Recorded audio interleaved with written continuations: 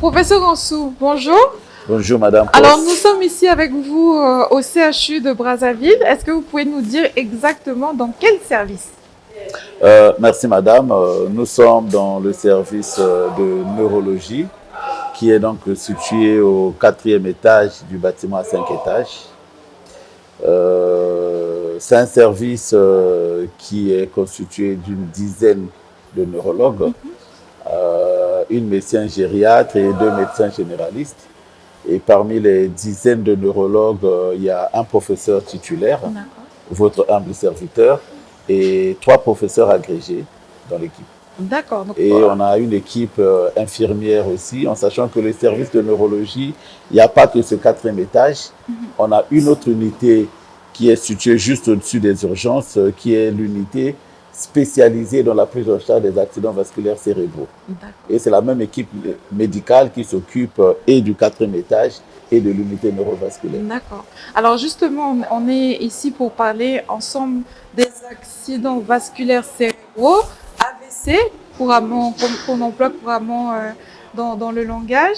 Alors, parlez-nous un peu des AVC au Congo. C'est qui, c'est quoi? C'est très fréquent, c'est une maladie qui est un peu rare. Si on devait rentrer un peu dans les chiffres, dans des considérations comme ça de statistiques. Dans les considérations statistiques, il faut déjà dire que dans le monde, dans toutes les statistiques mondiales, on sait que les accidents vasculaires cérébraux, c'est la première cause du handicap acquis de l'adulte. D'accord. Et c'est la 2e cause de mortalité. Ça, c'est dans le monde. Et au Congo, selon les statistiques que nous disposons au milieu hospitalier, les accidents vasculaires cérébraux représentent à peu près 59 à 60% de l'activité du service de neurologie. Et c'est la première cause de mortalité de l'adulte au CHU de Brazzaville. Waouh, d'accord. Et donc, quand on parle comme ça, sur ce service, par exemple, si on veut avoir une idée, combien de patients vous traitez par mois ou par année? Est-ce que c'est un service qui est très, très actif? Vous nous avez dit que c'est la première cause de mortalité. Vous recevez beaucoup, beaucoup de patients? Oui, on reçoit beaucoup, beaucoup de patients sur l'année. Ça dépend des années. Si on recule les statistiques, on va entre 300 à 500 patients dans l'année à peu près. D'accord, ok. Et majoritairement des hommes, des femmes, des jeunes, des vieux, ou c'est toute population? Selon les statistiques, par rapport au genre, il y a une très légère prédominance masculine, mais ce qui n'est pas significatif. Donc on peut dire que c'est plus des hommes que des femmes. On ne peut pas dire que c'est à peu près pareil. Et contrairement à ce qu'on observe en Occident, parce qu'en Occident, on dit que l'âge moyen de survenue des AVC, c'est vers 65-70 ans. Mais chez nous, c'est dans la cinquantaine. Et on a même des cas d'AVC qui surviennent chez les plus jeunes. On a eu un cas d'un jeune de 18 ans. Wow. Et au Congo, on a tendance à voir des AVC chez les sujets de plus en plus jeunes, dans la quarantaine. D'accord. Et alors, c'est dû à quoi? C'est l'environnement, c'est le stress, c'est trop de problèmes, c'est quoi? C'est la pression du boulot? Les AVC surviennent chez un patient qui présente des facteurs de risque cardiovasculaire. Et les facteurs de risque cardiovasculaire sont répartis en 2 groupes. Donc, vous avez les facteurs de risque modifiables et les facteurs de risque non modifiables. Parmi les facteurs de risque non modifiables, vous avez l'âge et le sexe. Donc, le sexe, les AVC surviennent de plus en plus chez les sujets de sexe masculin, bien qu'ils n'épargnent pas les femmes. Il faut préciser que l'AVC, ça peut toucher tout le monde, quel que soit votre âge, votre sexe ou votre profession. D'accord? Il suffit qu'il y ait un facteur de risque qui est décompensé pour qu'on fasse l'AVC.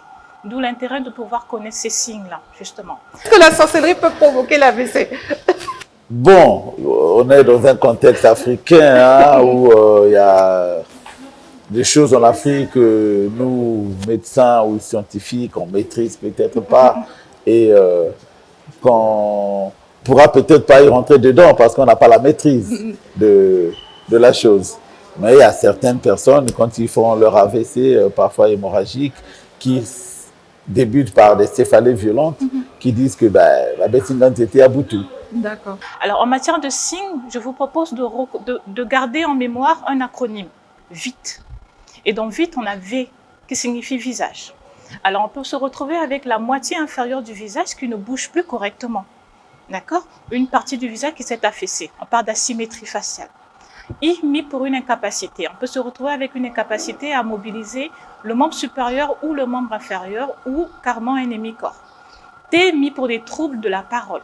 On peut se retrouver à avoir des difficultés d'élocution, à parler ou à se faire comprendre par son interlocuteur. Et E, mis pour extrême urgence. Parce qu'un AVC, comme vous l'avez dit, c'est la course contre la montre. Il faut agir vite, rapidement venir dans un centre de santé, en l'occurrence au CHU, afin de rentrer dans le protocole de thrombolyse. Alors, quand je parle de thrombolyse, c'est important pour moi de vous préciser qu'il y a deux types d'AVC. Il y a des AVC hémorragiques. En fait, l'AVC, c'est la rupture de la circulation sanguine de façon brutale au niveau d'une région du cerveau.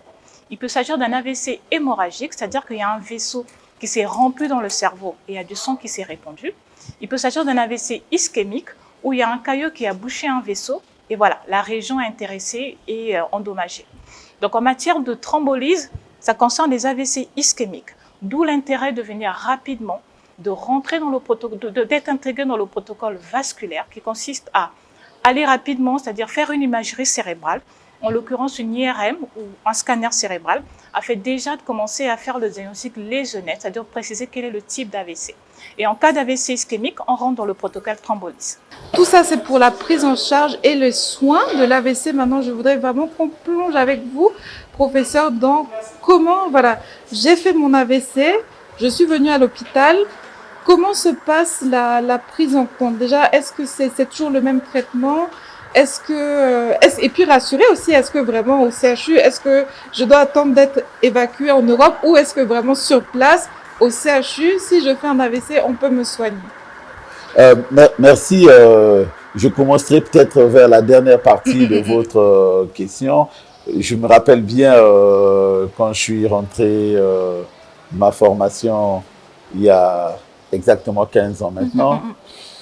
Les AVC constituaient une grosse part des évacuations sanitaires au Congo. Oui.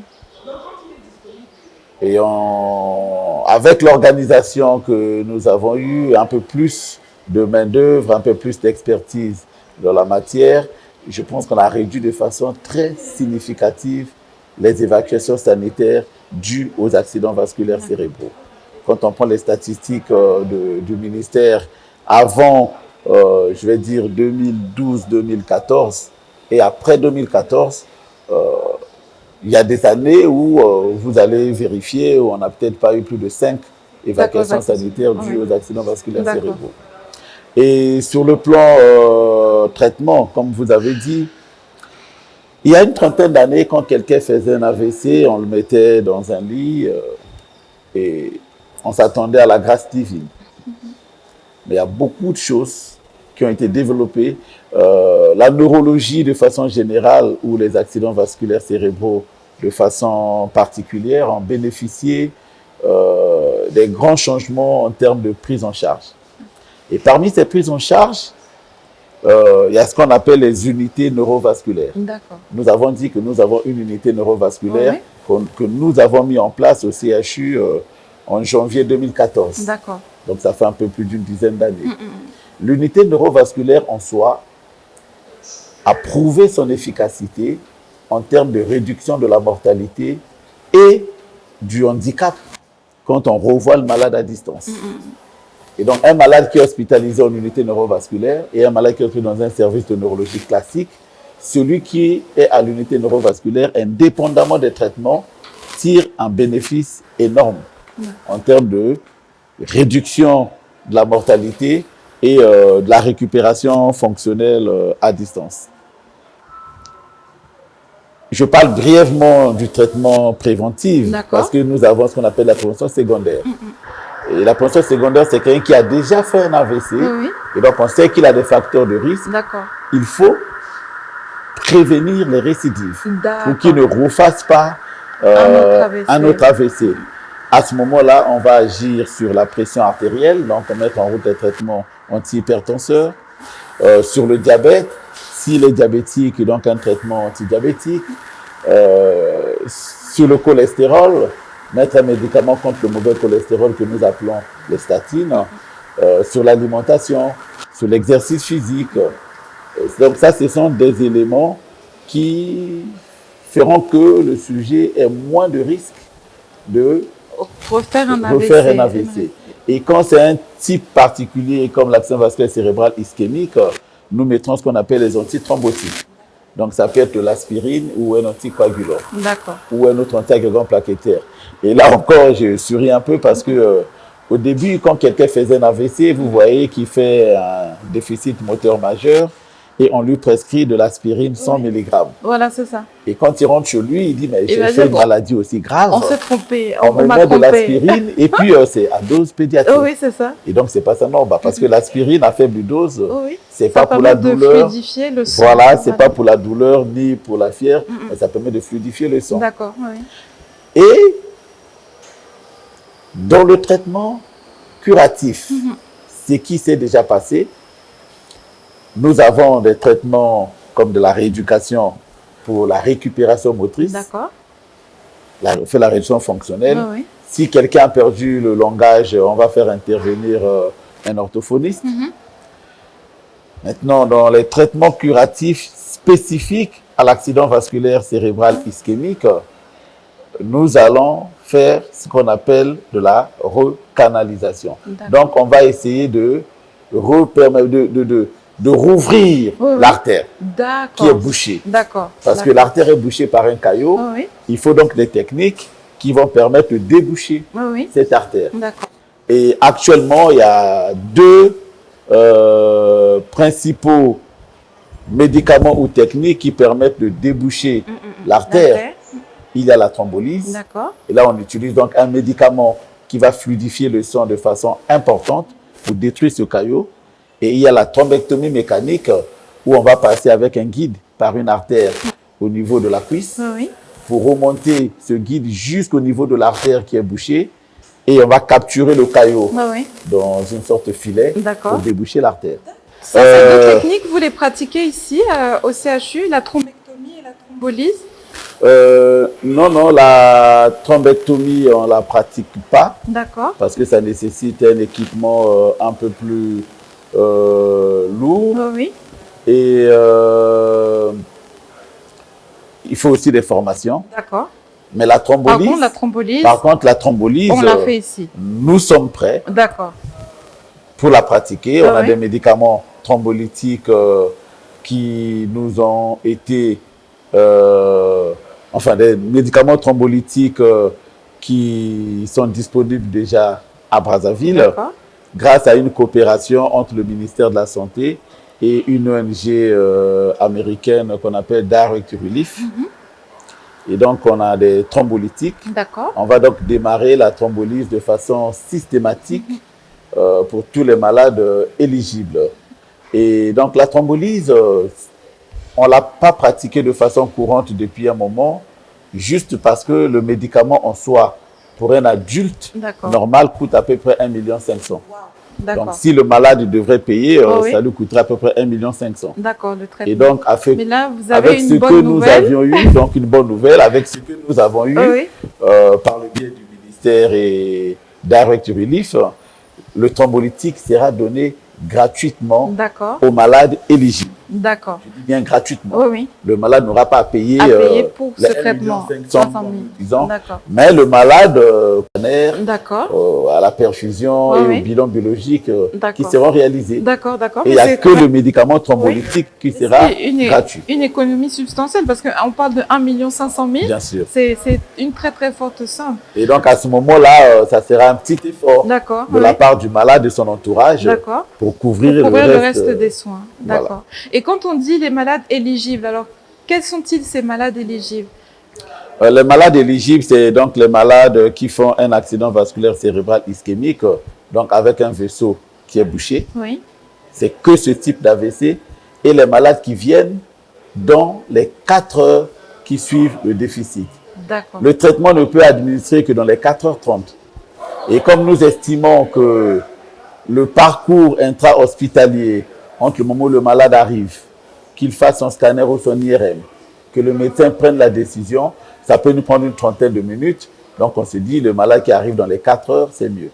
Mais quand on dit dans les 4 heures, plus tôt le malade vient, mieux c'est. D'accord. Parce que quand un vaisseau du cerveau se bouche, le cerveau ne stocke pas le sucre ou l'oxygène. Tant que ça circule, le cerveau fonctionne.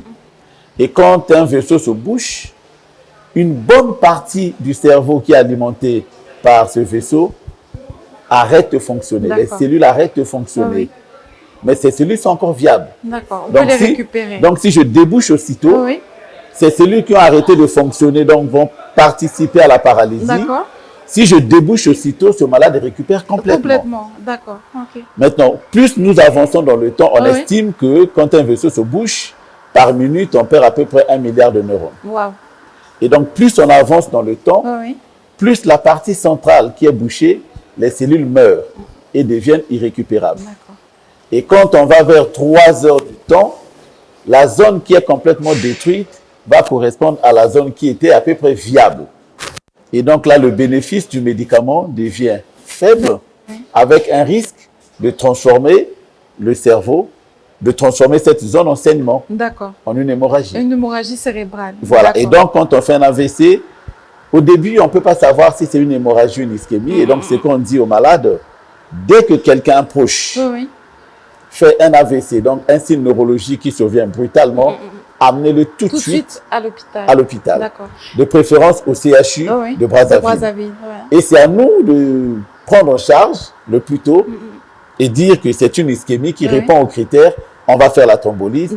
Ce n'est pas une ischémie où le malade ne répond pas aux critères. On le prend en charge comme on prend classiquement les malades sans thrombolyse. Et donc, c'est là où c'est très, très important de mémoriser les signes avant-coureurs dont nous a parlé votre collègue, parce que ça permet d'arriver à l'hôpital avant les 4 heures fatidiques, en fait. Bien sûr. C'est tout de suite reconnaître, on peut se précipiter à l'hôpital. D'accord.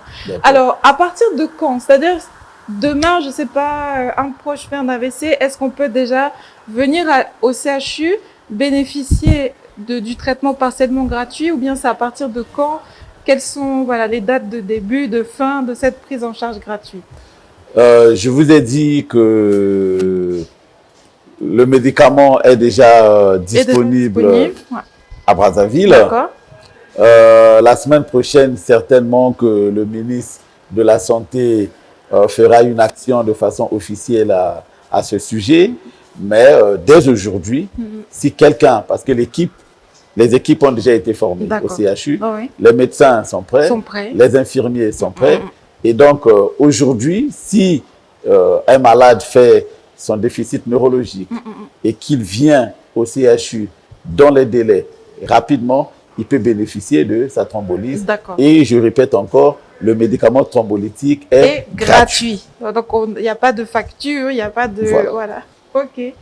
Alors, je pense qu'on a à peu près fait le tour, et puis avec les compléments bienvenus des membres de votre équipe, je pense qu'on a une image complète de ce qu'est l'AVC, de comment le prévenir, de comment il se soigne. Maintenant, si vous aviez un mot à dire à la population de Brazzaville pour justement venir bénéficier de cette opportunité de se faire traiter, de se faire soigner. Ici à Brazzaville, on soigne les AVC, c'est plus un cas qui nécessite d'être évacué. Qu'est-ce que vous diriez? La prise en charge peut être totale et complète ici à Brazzaville, sauf dans quelques petits cas peut-être où il y a des complications qu'on ne peut pas prendre en charge sur place. Voilà. Qu'est-ce que vous diriez? La majorité peut être prise en charge au CHU de Brazzaville, au Congo, sans nécessité d'évacuation sanitaire. Mais nous avons certains cas qui vont nécessiter peut-être certaines techniques particulières que nous n'avons pas encore au CHU. Pour ceux-là, les évacuations sanitaires seront encore possibles. Je prends un exemple. Nous avons des cas de ce que nous appelons des hémorragies méningées ou des hémorragies subarachnoïdiennes qui sont le plus fréquemment dues à une malformation des vaisseaux qu'on appelle un anévrisme. Et quand on a un anévrisme, pour l'instant, au Congo, on n'a pas... Les neurochirurgiens ont des capacités, des techniques, ils ont des compétences, mais ils n'ont pas de conditions. Les plateaux techniques voilà, sont qu'il encore- faut pour pouvoir aller clipper les anévrismes. D'accord. Et l'autre technique pour traiter ces anévrismes, c'est de la neuroradiologie interventionnelle. C'est la même technique pour la thrombectomie. D'accord. Et comme je vous ai dit, on n'a pas encore cet équipement. D'accord. On n'a pas des gens formés dans le domaine. Ceux-là bénéficieront encore des évacuations sanitaires. D'accord. Mais pour tous les autres cas, on peut se faire traiter ici à Brazzaville, au CHU de Brazzaville. Au CHU de Brazzaville. D'accord. Ok. Ok. Bah, merci beaucoup, professeur Ansou, pour cette visite aussi de votre, cette découverte de votre service. C'était une belle découverte. Merci pour toutes ces informations que vous nous avez données. Donc, vous retenez le C'est à traitement moi. de la thrombolyse. Donc, c'est un des traitements de l'AVC et gratuit en partie. Le traitement médicamenteux est gratuit. Le reste des actes médicaux sont payants, reste à la charge de la famille. Et vous pouvez en bénéficier dès aujourd'hui au CHU de Brazzaville dans le service du professeur Ansou qui nous a reçus aujourd'hui. Et donc, je voulais ajouter, j'ai dit que le reste est à la charge du patient, mais là encore, je voulais vous signaler que la direction générale du CHU a pris des dispositions, parce qu'on a tous vu que c'est la course contre la montre. Ou donc, quand un malade arrive, s'il est dans les 4 heures, comme je vous ai dit, Oui. tout de suite, le kit est mis à disposition pendant que la famille ira payer, ainsi de suite. D'accord. Donc, ça n'attendra pas D'accord, que le paiement avant qu'on prenne en charge voilà, pour que le malade soit pris en charge D'accord. tant au scanner, à l'IRM, que le médicament. D'accord. Et donc, que les malades ne disent pas que pour l'instant, je n'ai rien, Oui. j'ai fait mon AVC, je vais Je reste à la attendre 2 maison, heures le j'attends temps que, voilà, oui, oui. Non, venez tout de suite. D'accord. Pour ceux qui ont des moyens pour payer ce kit aussitôt, ils vont le faire aussitôt pendant que le malade est pris en charge.